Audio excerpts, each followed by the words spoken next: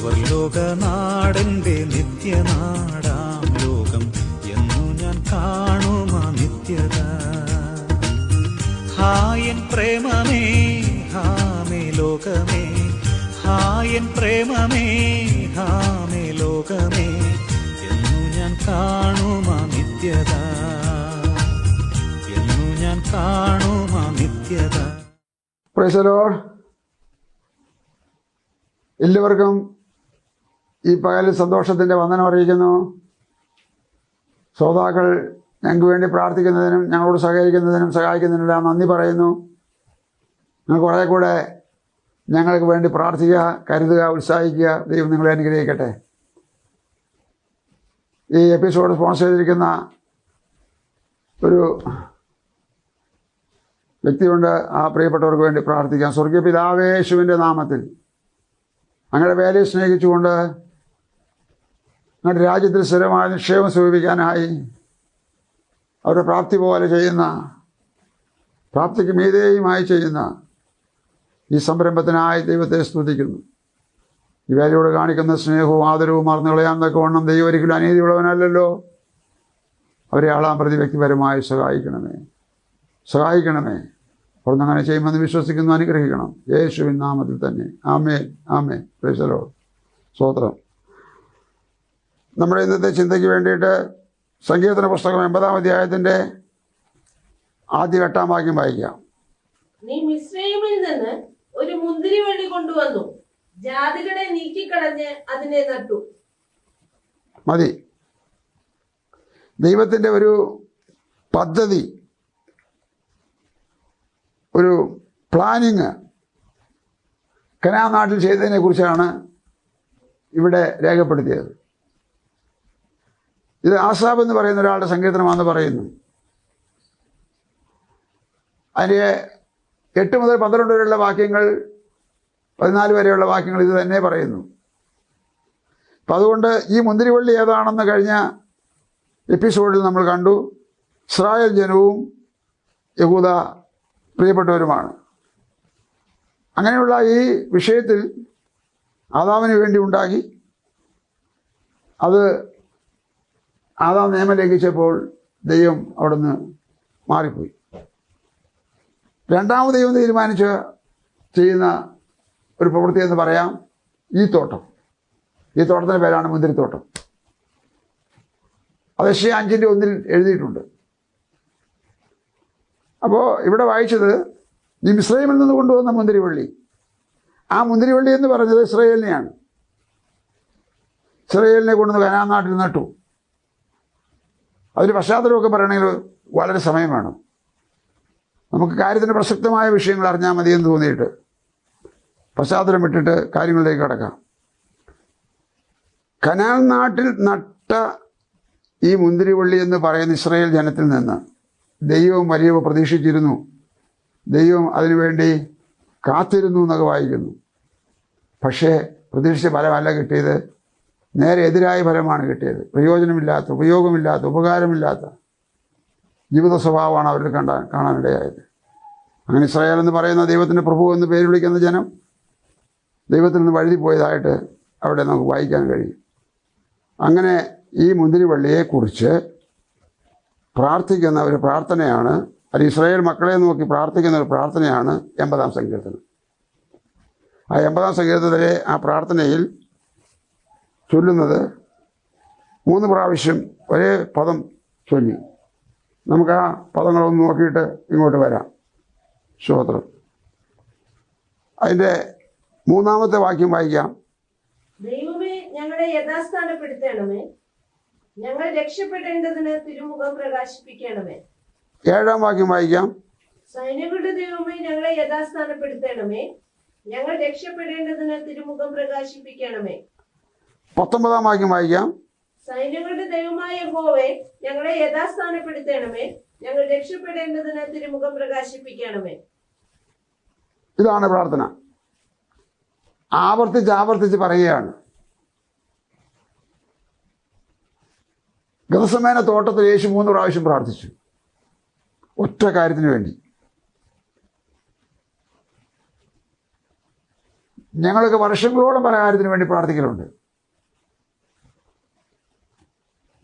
നമ്മളങ്ങ് ചെന്ന് പറയുമ്പോഴത്തേക്കും തരുവാൻ തക്കവണ്ണം ദൈവം നോക്കിയിരിക്കുന്നത് നമ്മുടെ ദാസനല്ല ദൈവം. ദൈവത്തിന് നമുക്ക് തരണമോ തരണ്ടമോ തീരുമാനിക്കാം. നാം ഒരുങ്ങിയില്ലെന്ന് അറിയാം.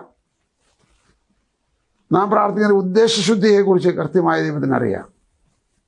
അതുകൊണ്ട് പ്രിയരേ, പ്രാർത്ഥന നിർത്തിക്കളയരുതെന്നൊരു പാഠം ഇവിടെ നമുക്ക് ലഭിക്കുന്നു. ഞങ്ങളെ യഥാസ്ഥാനപ്പെടുത്തണമേ, തിരുമുഖം ഞങ്ങളുടെ മേൽ പ്രകാശിപ്പിക്കണമേ എന്ന് പറഞ്ഞുകൊണ്ട് 3-ാം വാക്യത്തിൽ, 7-ാം വാക്യത്തിൽ, 19-ാം വാക്യത്തിൽ നമ്മൾ വായിച്ചു. ഞാനത് കൊണ്ടുവന്നതിൻ്റെ കാര്യം 9-ാം വാക്യം മുതൽ നമുക്കൊന്ന് നോക്കണം. 9-ാം വാക്യം നോക്കുന്നതിന് മുമ്പായി 8-ാം വാക്യം ഒന്നുകൂടെ നോക്കാം. നീ മിസ്രയീമിൽ നിന്നൊരു മുന്തിരിവള്ളി കൊണ്ടുവന്നു, ജാതികളെ നീക്കിക്കളഞ്ഞതിനെ നട്ടു. ആർക്ക് മനസ്സിലായാലും ആരംഗീകരിച്ചാലും അംഗീകരിച്ചില്ലെങ്കിലും ഞങ്ങളുടെ ജീവിതാനുഭവത്തിൽ നിന്നും പുസ്തകത്തിൻ്റെ താളുകളിൽ നിന്നും ദൈവത്തിൻ്റെ നിയോഗപ്രകാരമുള്ള കൽപ്പന വായിക്കുമ്പോൾ ഞങ്ങൾക്ക് മനസ്സിലായിട്ടുള്ള ഞങ്ങൾ ശീലിക്കുന്നതും അനുകരിക്കുന്നതുമായ കാര്യം, നമുക്കൊരു വേർപാട് ജീവിതം അടിയന്തരമായിട്ട് ആവശ്യമാണ്. ആ വേർപാടിനെ കുറിച്ച് പറയുന്നത്, നിങ്ങൾ അവിശ്വാസികളോട് ഇണയില്ലാ പിണ കൂടരുത്. പ്രവാചകനായിരുന്ന ഒരു ദൈവമനുഷ്യൻ പറഞ്ഞു, ഇതാ തനിച്ചു പാർക്കുന്ന ഒരു ജനം, ജാതികളുടെ കൂട്ടത്തിൽ എണ്ണപ്പെടുന്നതുമില്ല. ബിലയാം എന്ന പ്രവാചകൻ ഇസ്രായേലിനെ നോക്കിക്കൊണ്ട് പറഞ്ഞതാണ്, ജാതികളുടെ കൂട്ടത്തിൽ എണ്ണപ്പെടുന്നില്ലെന്ന് പറഞ്ഞാൽ നമുക്ക് എങ്ങനെ മനസ്സിലാക്കാം? ശാന്തമായി കൃത്യമായി മനസ്സിലാക്കാൻ സമയമെടുക്കുക, 1 മിനിറ്റ് എടുക്കുക. അതെടുക്കുമ്പോൾ ഈ ലോകത്തിലെ സർവേ നടക്കുമ്പോൾ, ജനസസ് സർവേ നടക്കുമ്പോൾ എല്ലാം ഒരേ കാറ്റഗറിയിലേക്ക് ആ സർവേ പോകും. ദൈവം തൻ്റെ സർവേ നടത്തുമ്പോൾ അത് 2-3 പോലെയൊക്കെ ആകാം. എന്താണ് ഞാൻ പറയുന്നത്? ദൈവത്തിന് ഈ ലോകത്തിൽ പാപികളുടെ ഒരു കൂട്ടവും വിശുദ്ധന്മാരുടെ കൂട്ടമേ ഉള്ളൂ. എന്നാൽ പുതിയ സഭയും കൂടെ വന്നപ്പോൾ അത് 3 തരമാക്കി വേർതിരിക്കാം. 1 ജാതികളാകുന്ന പാപികൾ, 2 ഇസ്രായേലാകുന്ന ദൈവത്തിൻ്റെ ജനം, 3 സഭയാകുന്ന ദൈവത്തിൻ്റെ സ്വന്തം ജനം. അപ്പോൾ ഈ സഭ ഉണ്ടാകുന്നതിന് മുമ്പുള്ള കാര്യമാണ് ഇവിടെ എഴുതിയിരിക്കുന്നത്. ആ എഴുതിയത് എങ്ങനെയാണ്? ജാതികളുടെ കൂട്ടത്തിൽ എണ്ണപ്പെടുന്നില്ല, അഥവാ ജാതികളെ നീക്കിക്കളഞ്ഞ് അവർ ഇസ്രായേലിനെ അവിടെ കാണുവാനിടയാകുന്നു. ജാതികളോട് എണ്ണപ്പെടുന്നില്ലെന്ന് പറയുന്ന സംഖ്യാപുസ്തകത്തിലുള്ള കാര്യമാണ്. ദൈവത്തിൻ്റെ സർവേ ഒരേ ലിസ്റ്റിലല്ല വരുന്നത് എന്ന് വകതിരിവോടെ തിരിച്ചറിയണം, കട്ടായം അറിയണം. ഞാൻ ഓർക്കുന്നത്, ദൈവം ലിസ്റ്റ് ചെയ്യുമ്പോൾ, സർവേ ചെയ്യുമ്പോൾ, ജനസസ് എടുക്കുകയാണെങ്കിൽ എന്നെ ഏത് ലിസ്റ്റിൽ കാണും? ഞാൻ ഏത് ലിസ്റ്റിൽ കാണും? പാപികളുടെ ലിസ്റ്റിലോ? അയ്യോ കഷ്ടം. ഇസ്രായേലിൻ്റെ ലിസ്റ്റിലോ? സാധ്യമല്ലേ അല്ല. പിന്നെ ഏത് ലിസ്റ്റിലാണ്? കൃപായുഗത്തിലായതുകൊണ്ട്, കൃപാകാലത്തിലായതുകൊണ്ട് ദൈവസഭയിലെ അംഗങ്ങളുടെ, മണവാട്ടി സഭയിലെ അംഗങ്ങളുടെ ലിസ്റ്റിലാണ് എന്നെ കാണുക. ഇത്രയും പറഞ്ഞപ്പോൾ ഏറെക്കുറെ കാര്യം മനസ്സിലാവുമെന്ന് വിചാരിക്കുകയാണ്. 80-8 വായിച്ചത് എങ്ങനെയാണ്? അവൻ മിസ്രയീമിൽ നിന്നൊരു മുന്തിരിവള്ളി കൊണ്ടുവന്നു, ജാതികളെ നീക്കിക്കളഞ്ഞു, അതിനെ അവിടെ നട്ടു എന്ന് പറഞ്ഞാൽ മറ്റിതര മതസ്ഥരായ ഇതര ജാതികളായ ആൾക്കാരെ മാറ്റി നിർത്തിയിട്ട് ഇസ്രായേലിന് വേണ്ടി മാത്രം നട്ടു. ഇനി അടുത്ത 9-ാമത്തെ വാക്യം വായിക്കാം. നീ അതിന് തടം എടുത്തു, അത് വേരൂന്നി ദേശത്ത് പടർന്നു. അതിന്റെ നിഴൽ കൊണ്ട് പർവ്വതങ്ങൾ മൂടിയിരുന്നു. അതിന്റെ കൊമ്പുകൾ ദിവ്യ ദേവദാരുക്കൾ പോലെയുമായിരുന്നു. അത് കൊമ്പുകളെ സമുദ്രം വരെയും ചില്ലികളെ നദി വരെയും നീട്ടിയിരുന്നു. വഴി പോകുന്നവരൊക്കെയും അതിനെ പറിപ്പാൻ തക്കവണ്ണം നീ അതിന്റെ വേരുകളെ പൊളിച്ചു കളഞ്ഞത് എന്ത്? കാട്ടുപന്നി അതിനെ മാന്തിക്കളയുന്നു, വയലിലെ മൃഗങ്ങൾ അത് തിന്നുകളയുന്നു. സൈന്യങ്ങളുടെ ദൈവമേ, തിരിഞ്ഞു വരണമേ, സ്വർഗത്തിൽ നിന്ന് നോക്കി കടാക്ഷിച്ച് ഈ മുന്തിരിവള്ളിയെ സന്ദർശിക്കണമേ. നോക്കുക, മുന്തിരിവള്ളിയെ സന്ദർശിക്കണമേ. അവരിത്രത്തോളം ആധ്യാത്മികമായി അധപ്പതിച്ചു പോയിട്ട്, ദൈവത്തിൽ നിന്ന് അകന്നു പോയിട്ട്, ദൈവത്തിൽ നിന്ന് അവർ ദൂരത്തായി തീർന്നിട്ട് എല്ലാവരും അങ്ങനെ ആയിട്ടുണ്ടോ നിങ്ങൾ നോക്കുക. ഇല്ലല്ലോ. അതിനൊരാത്മീയ അർത്ഥമുണ്ട്. എല്ലാ കാലത്തും വാസ്തവമായി ദൈവത്തെ അറിയുന്ന, ദൈവത്തിൽ ആശ്രയിക്കുന്ന, ദൈവത്തോട് പ്രാർത്ഥിക്കുന്ന, മധ്യസ്ഥ പ്രാർത്ഥന നടത്തുന്ന, ദൈവത്തിനും തൻ്റെ ജനത്തിനും നടുവിൽ ഇടിവിൽ നിൽക്കുന്ന ആൾക്കാരുണ്ടല്ലോ, ഉണ്ടല്ലോ. ഇവിടെ ആര് പ്രാർത്ഥിച്ചു എന്നുള്ളത് പേര് ഞാൻ പറയുന്നില്ല. യഹോവേ, ഞങ്ങളെ യഥാസ്ഥാനപ്പെടുത്തണമേ, ഞങ്ങളുടെ മേൽ തിരുമുഖം പ്രകാശിപ്പിക്കണമേ എന്ന് പറഞ്ഞുകൊണ്ട് 3-ാം വാക്യത്തിലും 7-ാം വാക്യത്തിലും 19-ാം വാക്യത്തിൽ നമ്മൾ കണ്ടില്ലേ? എല്ലാവരും പോയോ? ഇല്ല.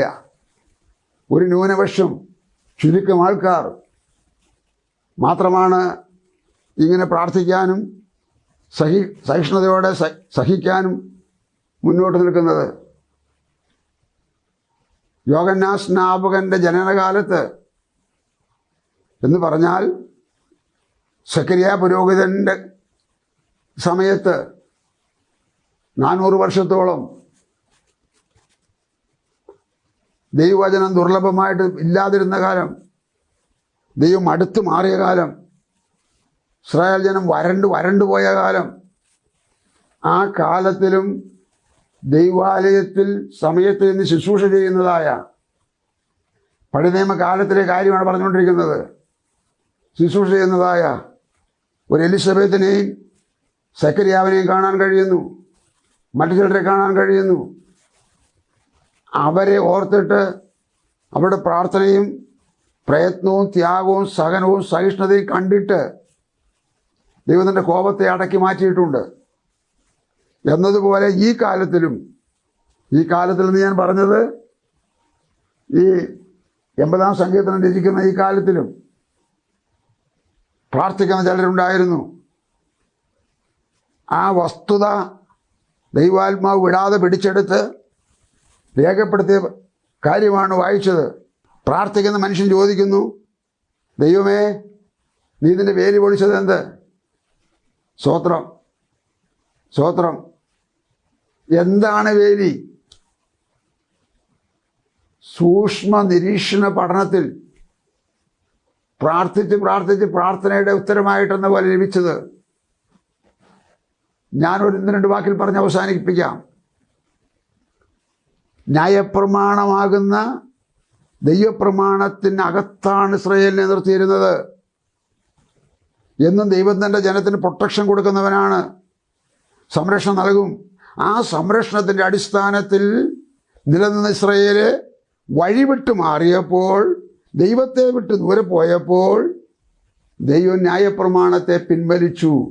ന്യായപ്രമാണത്തെ അവർക്ക് വേണ്ട, വേലി പൊളിച്ചു എന്ന് പറഞ്ഞാൽ ന്യായപ്രമാണം ആകുന്ന വേലി അവർക്ക് പോലില്ല. എൻ്റെ ചുറ്റിലും എന്നെ കേൾക്കുന്നവരാരെങ്കിലും എന്നെ കേൾക്കുന്നെങ്കിൽ ഓർക്കുക, ഗൗരവമായി ശ്രദ്ധിച്ചോ, മുഴുവനായി വിശ്വസിച്ചോ, സംശയം കൂടാതെ വിശ്വസിച്ചോ. ഏത് വഴി പോയാലും നിനക്ക് സംരക്ഷണം നൽകുന്ന ദൈവത്തിൻ്റെ കരുതൽ കൂടെയുണ്ട്. എൻ്റെ കയ്യിൽ നിന്ന് പിടിച്ചു പറിക്കാവുന്നവൻ ആർ? എന്നെ തന്നത് എൻ്റെ പിതാവാകുന്നു. അവൻ്റെ കയ്യിൽ നിന്ന് പിടിച്ചു പറിക്കാവുന്നവൻ ആർ? യോഹന്നാൻ 10 യേശുവിൻ്റെ പ്രസ്താവനകളാണ്. ദൈവത്തിൻ്റെ പ്രമാണത്തെ ദൈവം തന്നിട്ട് ആ പ്രമാണമാകുന്ന വേലിക്കുള്ളിൽ എന്നെ നിർത്തിയിരിക്കുന്നു എന്നതിനാൽ സ്തോത്രം, സ്തോത്രം, സ്തോത്രം. എൻ്റെ വീട്ടിൽ ഒരു ദിവസം ചില വിശ്വാസികൾ കൂടി വന്നു. അവർ കണ്ടുമുണ്ടി സംസാരിച്ചപ്പോൾ എൻ്റെ ഭാര്യ കട്ടയിൽ തന്നെ കിടക്കുന്നു, എഴുന്നേൽക്കാതിരിക്കുന്നു. എപ്പോൾ ഇവരെല്ലാം വന്നാലും ഓടി അലച്ചു ചെന്ന് അവർക്ക് വേണ്ടതെല്ലാം സഹകരിച്ച് ചായയോ വെള്ളമോ കഞ്ഞിയോ കാപ്പിയോ എന്തോ കൊടുക്കുന്ന ആൾ ഇതാ കിടക്കുന്നു. അവർ ചെന്ന് നോക്കിയപ്പോൾ സംഗതി അവർക്ക് പൊള്ളുന്ന പനി, അവശയായ ശരീരം, വിളിച്ചാൽ മിണ്ടാൻ കണ്ണു തുറക്കാൻ കഴിയാത്ത അവസ്ഥ. അവർ ഉള്ള ജനലിൻ്റെ വാതിൽ തുറന്നിട്ടു. കട്ടിലേൽ ആളെ തല തിരിച്ചു കിടത്തി. എന്നിട്ടൊന്നും ഒരു രക്ഷയില്ല. അവർ പലരും സ്തോത്രം ചെയ്യാൻ തുടങ്ങി, പ്രാർത്ഥിക്കാൻ തുടങ്ങി. അങ്ങനെ ആ ഗ്രൂപ്പ് വലുതായി. പലരും കൂടി വന്നു. അതിലെൻ്റെ ജ്യേഷ്ഠനും വന്ന് ഭാര്യയുടെ അടുത്ത് ചെന്ന് കണ്ട് വിളിച്ചിട്ട് മിണ്ടുന്നില്ല. താൻ പോകാൻ നേരത്തെ എന്നോട് ചെറുതായിട്ട് പറഞ്ഞു, അവൾക്ക് വല്ലതും സംഭവിച്ചാൽ അപ്പം ഞാൻ പറയാൻ ബാക്കി. നടുങ്ങുന്ന ഭീകരമായ സ്വരത്തിൽ പറഞ്ഞിട്ട് താൻ പോയി. ഞങ്ങൾക്ക് ആ കാലഘട്ടങ്ങളിൽ എന്ന് പറഞ്ഞാൽ ആദ്യമായി ഞങ്ങളുടെ വിശ്വാസ കാലഘട്ടങ്ങളിൽ മരുന്ന് വേണ്ടെന്നുള്ള അഭിപ്രായക്കാരാണ്. അവൾ പ്രത്യേകിച്ചും അതാണ്. അതിനു മുമ്പ് ഞങ്ങളുടെ ജീവിതത്തിൽ അവളുടെ ജീവിതത്തിൽ ഒരു അത്ഭുതം നടന്നതുകൊണ്ടാണത് ഇങ്ങനെ വന്നത്. ഏതോ ആകട്ടെ, ആൾക്കാർ പ്രാർത്ഥിക്കാൻ തുടങ്ങി. അതിൽ പ്രാർത്ഥിക്കാൻ വന്ന ഒരു യൗവനക്കാരിയായ സഹോദരി പ്രാർത്ഥന നടന്നുകൊണ്ടിരിക്കുമ്പോൾ അവൾ പ്രാർത്ഥിക്കുന്ന സമയത്ത് പറഞ്ഞു, ഇന്നും ആ ശബ്ദം എൻ്റെ കാതിൽ മുഴങ്ങുന്നു, എൻ്റെ ഹൃദയത്തിൽ അലയടിക്കുന്നു. ഏലിയാവിൻ്റെ ദൈവമേ, നീ എവിടെ എന്ന് ചോദിച്ചുകൊണ്ടുള്ള ആത്മാവിലെ അലറി വിളിച്ചുള്ളൊരു പ്രാർത്ഥന. അത് കഴിഞ്ഞ് വേറൊരാളോട് പ്രാർത്ഥിച്ചു കഴിഞ്ഞിട്ട് അടുത്തയാൾ പ്രാർത്ഥിക്കുന്നതിന് മുമ്പായി ഇങ്ങനെ കിടന്ന സഹോദരി എഴുന്നേറ്റിരുന്ന് അടുത്ത പ്രാർത്ഥന ഇവളാണ് ആരംഭിക്കുന്നത്. സ്തോത്രം, സ്തോത്രം. എന്താ പറഞ്ഞു വന്നത്? ഇത്ര വലിയ പുതുമയാണോ ഇത്? അയ്യോ, ഞങ്ങൾക്കിത് പുതുമയല്ല, പക്ഷേ എങ്കിലും അനുഭവം വലുതാണ്. അനുഭവത്തിൻ്റെ അടിസ്ഥാനത്തിലേ ദൈവപ്രമാണത്തിൻ്റെ അതിരിനകത്ത് നിൽക്കുന്ന ദൈവമക്കൾക്ക് അവകാശമുണ്ട്, അധികാരമുണ്ട്. മക്കളെങ്കിലോ അവകാശികളാകുന്നു. കർത്താവേ, അങ്ങനെ വിളിച്ചപേക്ഷിക്കുന്ന ഏവർക്ക് നൽകാൻ തക്കവണ്ണം അങ്ങ് സമ്പന്നനല്ലോ. യഹൂദനെന്ന് യവനെന്ന് വ്യത്യാസമില്ല. തന്നെ വിളിച്ചപേക്ഷിക്കുന്ന ഏവർക്ക് നൽകാൻ തക്കവണ്ണം സമ്പന്നൻ. മക്കൾ അപ്പനോട് അപ്പം ചോദിച്ചാൽ കല്ല് കൊടുക്കാത്തവൻ. ഞാനിങ്ങനെ ഇടയ്ക്കിങ്ങനെ ഒരു ചില ദൂത് പറയുന്നതേ അനുഭവം പറയുക. ഇവിടെ കാര്യങ്ങൾ എത്ര സീരിയസ് ആണെന്നറിയാമോ? കനാൻ നാട്ടിലെ ഈ വിഷയം. ആ സമയത്ത് ഒരാൾ പ്രാർത്ഥിക്കുക, താവേ ഞങ്ങളുടെ വേലി പൊളിച്ചത് എന്ത്? കാട്ടുപന്നി അതിനെ മാന്തുന്നു, അനേകരതിനെ അപകരിക്കുന്നു, ജാതികളുടെ മുമ്പിൽ നാറുന്നു. ദൈവസഭ അതിന് സമാപ്തിയിലേക്ക് കുതിച്ചു പാഞ്ഞുകൊണ്ടിരിക്കുമ്പോൾ, ജെറ്റ് പോലെ പാഞ്ഞുകൊണ്ടിരിക്കുമ്പോൾ, പ്രത്യാശയുടെ ചിറകിൽ സഞ്ചരിച്ചുകൊണ്ടിരിക്കുമ്പോൾ, നാഥൻ വരാൻ സമയമായിരിക്കുമ്പോൾ അവനവൻ്റെ മുന്തിരിത്തോട്ടത്തെക്കുറിച്ച് ഉത്തരവാദിത്വമുണ്ട്. ആ മുന്തിരിത്തോട്ടമല്ല ഞാൻ പറഞ്ഞുകൊണ്ടിരിക്കുന്നത്. ഇസ്രായേൽ എന്ന മുന്തിരിത്തോട്ടമാണ് പറഞ്ഞുകൊണ്ടിരിക്കുന്നത്. ഞാൻ പറഞ്ഞൊരു അടുക്കും ചിട്ടയുമായിട്ട് പറയാമെന്ന് വിചാരിച്ചു. ഏതെങ്കിലും തോട്ടത്തിൽ നിന്ന് പോരാ. ദൈവത്തിൻ്റെ തോട്ടം ഏതെങ്കിലും തോട്ടത്തിൽ നിന്ന് പോരാ. ദൈവത്തിൻ്റെ ലോകത്ത് എന്തുണ്ട്? എനിക്ക് ആയുസ്സുണ്ടെങ്കിൽ, അല്പം ആരോഗ്യമുണ്ടെങ്കിൽ അത് പറഞ്ഞിട്ടേ ഞാൻ ഈ പ്രോഗ്രാം അവസാനിപ്പിക്കത്തുള്ളൂ. ഇന്നല്ല, അടുത്ത എപ്പിസോഡിൽ. പറഞ്ഞു വന്നത്, ഈ മുന്തിരിത്തോട്ടത്തിൽ വേലി പൊളിച്ചു കളയത്തക്കവണ്ണം ദൈവത്തിൻ്റെ കോപം അത്ര വലിയതായിരുന്നു. സ്തോത്രം. ആമോസിന്റെ പുസ്തകം 9:9 ഒന്ന് വായിക്കാമോ? ആമോസിന്റെ പുസ്തകം 9:9. അരിപ്പ കൊണ്ട് അരിക്കുന്നത് പോലെ ഞാൻ ഇസ്രായേൽ ഗൃഹത്തെ സകല ജാതികളുടെയും ഇടയിൽ അരിപ്പാൻ കൽപ്പിക്കും. ഒരു മണി പോലും നിലത്ത് വീഴുകയില്ല. ഈ ജനം ഓരോ കാലഘട്ടത്തിലെ ഓരോ സ്വഭാവ ജനത്തിന്. ലോകത്ത് ചിതറിപ്പോയ യഹൂദനെ 1878 വർഷം നാഥനില്ലാതെ അലഞ്ഞു നടന്ന ഇസ്രായേലിനെ, വെള്ളത്തിൽ ഒഴുകിപ്പോകുന്ന, മലവെള്ളത്തിൽ ഒഴുകിപ്പോകുന്ന ചപ്പ് പോലെയുള്ള ഇസ്രായേലിനെ അത്രയും ഗതികേടിലവരായി. 1878 വർഷമാകുമ്പോൾ നിങ്ങൾ ചിന്തിക്കുന്ന അത്ര തലമുറയായിരുന്നു. 20 തലമുറ കഴിഞ്ഞുപോയി. ആ തലമുറയിലെ ജനം ഇങ്ങനെ ആയിരിക്കുമ്പോൾ ദൈവം ഒരു പ്രവാചകനെ കൊണ്ട് പറയിപ്പിക്കുക, ഇവരെവിടെയെല്ലാം പോയാലും ശരി, അരിപ്പ കൊണ്ട് അരിച്ചെടുക്കുന്നത് പോലെ ഒരു മണി താഴെ വീഴാതെ, എന്ന് പറഞ്ഞാൽ ഒരുത്തി പോലും നഷ്ടപ്പെടാതെ എല്ലാം ഞാൻ പിടിച്ചെടുക്കും, ശേഖരിക്കും. റോമാലേഖനം 11 പറഞ്ഞിട്ടുണ്ട്, ഇസ്രായേൽ മുഴുവൻ രക്ഷിക്കപ്പെടും. ഇവിടെ ആരെങ്കിലും കിടന്ന് തുള്ളിച്ചായിട്ട് കാര്യമില്ല, അവരെ നോക്കി പഴിച്ചിട്ട് കാര്യമില്ല. അവർ ചെയ്യുന്നതെല്ലാം ശരിയോ തെറ്റെന്നൊക്കെ പിന്നെ പറയും, ഇപ്പൊ പറയാൻ ഒക്കത്തില്ല. സ്വോത്രം. സഹോദരന്മാരെ, നിങ്ങൾ ബുദ്ധിമാന്മാരെന്ന് നിങ്ങൾക്ക് തന്നെ തോന്നാതിരിപ്പാൻ ഈ രഹസ്യം അറിയാതിരിക്കരുത് എന്ന് ഞാൻ ആഗ്രഹിക്കുന്നു. ജാതികളുടെ പൂർണ്ണസംഖ്യ ചേരുവോളം ഇസ്രായേലിന് അംശമായി കാഠിന്യം ഭവിച്ചിരിക്കുന്നു. ഇങ്ങനെ ഇസ്രായേൽ മുഴുവനും രക്ഷിക്കപ്പെടും, വിടുവിക്കുന്നവൻ സിയോണിൽ നിന്ന് വരും. ഇസ്രായേൽ മുഴുവനും രക്ഷിക്കപ്പെടും. ജാതികളുടെ പൂർണ്ണസംഖ്യ ചേരുന്ന തടസ്സമാണ് അതിനകത്തുള്ളത്. ജാതികളുടെ പൂർണ്ണസംഖ്യ ദൈവസഭ,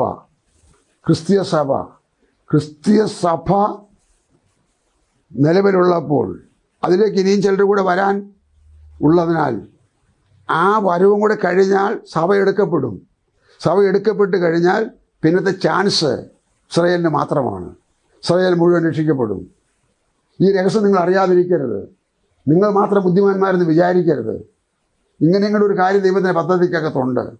ഇപ്പോൾ പറഞ്ഞുകൊണ്ടിരിക്കുന്നത് 80-ാം സംഖ്യത്തിൽ ചിതറിപ്പോയ, വേലി പൊളിഞ്ഞതായ, ദൈവം കൈവിട്ടത് പോലെ തോന്നുന്നതായ ഇസ്രായേൽ ജനം അവരെവിടെ പോയാലും അവൻ്റെ രക്തം ഞങ്ങളുടെ മേലും ഞങ്ങളുടെ മക്കളുടെ മേലും വന്നുകൊള്ളട്ടെന്ന് യേശുക്രിസ്തുവിനെ കുറിച്ച് പീലാത്തോസിൻ്റെ അരമന മുമ്പിൽ നിന്ന് പറഞ്ഞ ആ വാക്ക് സ്ഥാപിക്കത്തക്കവണ്ണം, നിറവേറ്റത്തക്കവണ്ണം അവരുടെ പിതാക്കന്മാർ ചിതറിപ്പോയി. ലോകത്തിന് 4 ദിക്കിലേക്കും ചിതറിപ്പോയി. AD 70 ചിതറിപ്പോയി. 1948 മെയ് മാസത്തിൽ അവർ വന്ന് രാജ്യം സ്ഥാപിച്ചു. കാര്യം പറഞ്ഞ് മനസ്സിലാകുന്നത് ഓർക്കുക. അങ്ങനെ ഇസ്രായേൽ എന്ന ഈ ജനത്തെ ഇപ്പോൾ വേലി പൊളിഞ്ഞവരായി കാണുന്നു. ആ വേലി പൊളിഞ്ഞതായ ജനത്തെ നോക്കിക്കൊണ്ട് ഒരു മനുഷ്യൻ പ്രാർത്ഥിക്കുന്നത് എന്ത് പറഞ്ഞാണ് പ്രാർത്ഥിക്കുന്നത്? 9-ാം വാക്യം മുതൽ ഒന്നുകൂടെ അങ്ങ് വായിച്ചാലും. നീ അതിന് തടമെടുത്തു, അത് വേരൂന്നി ദേശത്ത് പടർന്നു. അതിന്റെ നിഴൽ കൊണ്ട് പർവ്വതങ്ങൾ മൂടിയിരുന്നു. അതിന്റെ നിഴൽ അത്ര വലുതായിരുന്നു എന്ന് പറഞ്ഞാൽ അത്ര ആശ്വാസകരം. അതിന്റെ കൊമ്പുകൾ ദിവ്യ ദേവദാരുക്കൾ പോലെയുമായിരുന്നു. അത് കൊമ്പുകളെ സമുദ്രം വരെയും ചില്ലികളെ നദി വരെയും നീട്ടിയിരുന്നു. വഴി പോകുന്നവരൊക്കെയും അതിനെ പറിപ്പാൻ തക്കവണ്ണം, എല്ലാരും കയറി ആക്രമിക്കാൻ തക്കവണ്ണം നീ അതിന്റെ വേരുകളെ പൊളിച്ചു കളഞ്ഞത് എന്ത്? കാട്ടുപന്നി അതിനെ മാന്തിക്കളയുന്നു, വയലിലെ മൃഗങ്ങൾ അത് തിന്നുകളയുന്നു. സൈന്യങ്ങളുടെ ദൈവമേ, തിരിഞ്ഞു വരണമേ, സ്വർഗത്തിൽ നിന്ന് നോക്കി കടാക്ഷിച്ച് ഈ മുന്തിരിവള്ളിയെ സന്ദർശിക്കണമേ. ദൈവം സന്ദർശിക്കും. അത് പ്രാർത്ഥിക്കുന്ന വ്യക്തിക്ക് അറിയാതെ, അതുകൊണ്ടാണ് അങ്ങനെ പ്രാർത്ഥിക്കുന്ന വ്യക്തിക്ക് അറിയാം. അന്നും ഇന്നും ഒക്കെ ഒരേപോലെ അറിയാവുന്ന ന്യൂനപക്ഷമുണ്ട്, അറിയാൻ വയ്യാത്ത ഭൂരിപക്ഷമുണ്ട്. ഞാനിപ്പോൾ അതിനെ തരംതിരിക്കുന്നില്ല, എന്തോ ആകട്ടെ. അപ്പം ഞാൻ പറഞ്ഞല്ലോ, അരിപ്പ് കൊണ്ടരിക്കുന്നത് പോലെ ദൈവരെ അരിച്ചെടുക്കുമെന്ന് വായിച്ചു കേൾപ്പിച്ചല്ലോ. ഇനി നമുക്ക് കൂടുതലൊന്നും പറഞ്ഞ് സമയം കിട്ടുന്നില്ല. ഓർക്കുക, കർത്താവിൻ്റെ മുന്തിരിത്തോട്ടം ലോകത്ത് ഉണ്ട്. ഏദൻ തോട്ടം ആദാം നിമിത്തം ദൈവം അതിൽ നിന്ന് വഴി മാറിയപ്പോൾ, പിരിഞ്ഞപ്പോൾ, അന്ന് മുതൽ ദൈവം പ്ലാൻ ചെയ്തതാണ് ഒരു ജാതിയെ വാർത്തുണ്ടാക്കിയെടുക്കുക, അഥവാ ഒരുക്കിയെടുക്കുക. അതിനുവേണ്ടി അബ്രഹാമിനെ വിളിച്ചു. അബ്രഹാം 25 വർഷം കാത്തിരുന്ന ശേഷം ഉണ്ടായ മകൻ ഇസഹാക്കിൽ കൂടെ ഉണ്ടായ മക്കൾ ഏശാവും യാക്കോവിൽ കൂടെ ഉണ്ടായ മക്കൾ 12 ഗോത്രപിതാക്കന്മാർ. അങ്ങനെ ആ ജനസംഖ്യ പെരുകി വർദ്ധിച്ചു. നീ അവരെ സംരക്ഷിച്ചു. എന്നാൽ ദൈവപ്രമാണത്തെ അവർ പുറങ്കാലം കൊണ്ട് തട്ടിത്തുടങ്ങിയപ്പോൾ ദൈവം അവരെ അല്പസമയത്തേക്ക് കൈവിട്ടപ്പോൾ അതിൻ്റെ കൂട്ടത്തിലുള്ളവർ ചോദിച്ചു, കർത്താവേ, എന്താണ് അതിൻ്റെ വേലി പൊളിച്ചു കളഞ്ഞത്? അതിന് സംരക്ഷണമില്ലല്ലോ. ദൈവത്തിന് സ്തോത്രം. ന്യായാധിപന്മാരുടെ പുസ്തകം ഒടുവിലത്തെ അധ്യായം, ഒടുവിലത്തെ വാക്യം. ആ കാലത്ത് ഇസ്രായേലിൽ രാജാവില്ലായിരുന്നു. ആ ഓരോരുത്തൻ തനിക്ക് ബോധിച്ചതുപോലെ നടന്നു. ഓരോരുത്തൻ ബോധിച്ചു പോലെ നടക്കുന്ന ആ കാലത്ത് മാത്രമല്ല കർത്താവേ, ഈ കാലത്തുമുണ്ട്. ഓരോരുത്തൻ എനിക്ക് ബോധിച്ചു പോലെ നടക്കുന്നു. ഉണ്ടോ? അത് ഏത് കാലവും ആകട്ടെ, ഇസ്രായേലിനെ കുറിച്ചാണല്ലോ പറഞ്ഞത്. എല്ലാ കാലത്തും ഈ പ്രവണത ലോകത്തിലുണ്ട്. അതുകൊണ്ട് അവരിൽ ഒരാളെ പോലെ ആയിരിക്കാനല്ല ഞാൻ ആഗ്രഹിക്കുന്നത്, മറിച്ച് അവിശ്വാസികളോട് ഇണയില്ലാപ്പണ കൂടാതെയും വിശുദ്ധന്മാരുടെ സംഘത്തിലെ കൂട്ടായ്മയും ആരാധനയും വചനധ്യാനവും ആ സംതൃപ്തിയും ആ പ്രത്യാശയും ആ സാക്ഷ്യവും സുവിശേഷീകരണവുമായി മുൻപോട്ട് പോകേണ്ടതായ എനിക്ക് ബോധിച്ച വഴി നടന്നാൽ എൻ്റെ ചുറ്റുമുള്ള സംരക്ഷണമൊക്കെ ദൈവം അങ്ങ് മാറ്റും. അവനെന്നെ വേണ്ടല്ലോ, അവനെന്നെ അംഗീകരിക്കുന്നില്ലല്ലോ, അവനെന്നെ ആവശ്യപ്പെടുന്നില്ലല്ലോ, അവനെന്നെ തിരഞ്ഞെടുക്കുന്നില്ലല്ലോ. സ്തോത്രം. അതുകൊണ്ട് പ്രിയരെ, ഞാൻ ഈ ചിന്ത അവസാനിപ്പിക്കാൻ വരുമ്പോൾ തടമെടുത്ത് കല്ല് പെറുക്കി കളഞ്ഞു പദം വന്ന മണ്ണിനകത്തെന്ന പോലെ ജീവിതത്തിൻ്റെ എല്ലാ തിന്മയുടെ വശങ്ങളും നീക്കിക്കളഞ്ഞുകൊണ്ട് കർത്താവിനെ സേവിക്കാൻ ദൈവം ഒരുക്കിയെടുത്ത ഹൃദയത്തിൻ്റെ ഉടമകളായ മക്കൾ അങ്ങേ വിട്ടുമാറിയപ്പോൾ 74-ാം സംഖ്യത്തിന് ഒരു വാക്യോട് വായിച്ചു കൊടുത്തു. 74:2 നീ പണ്ടുപണ്ടേ സമ്പാദിച്ച നിന്റെ സഭയെയും നീ വീണ്ടെടുത്ത നിന്റെ അവകാശ ഗോത്രത്തെയും നീ വസിച്ചു പോന്ന സിയോൻ പർവ്വതത്തെയും ഓർക്കണമേ. എൻ്റെ കേൾവിക്കാരായ ശ്രോതാക്കളെ, നിങ്ങളിങ്ങനെ പ്രാർത്ഥിക്കുക. ദൈവത്തിന് ഭൂമിയിൽ എന്തുണ്ട്? ഇസ്രായേലിനെ കുറിച്ചാണ് പറഞ്ഞത്. അവൻ പണ്ടേ സമ്പാദിച്ച അവൻ്റെ സഭ ഇവിടെ ഉണ്ട്. അവൻ വസിച്ചു പോകുന്ന സിയോൻ പർവ്വതം എന്നാണ് അതിന് വിളിക്കേണ്ടത്. അങ്ങനെയാണ് അവർ ചൊല്ലിയത്. അതിനെ ഓർക്കണമേ. ഇന്ന് ജീവിച്ചിരിക്കുന്ന ദൈവമക്കളായ വിശുദ്ധന്മാരായ ആരെങ്കിലും എന്നെ കേൾക്കുന്നുണ്ടോ? നിങ്ങളുടെയും എൻ്റെയും ദൗത്യമാണ്, ചുമതലയാണ് താൻ തോന്നിയ വഴിക്ക് നടക്കുന്നവന് വേണ്ടി പ്രാർത്ഥിക്കുക എന്നുള്ളത്.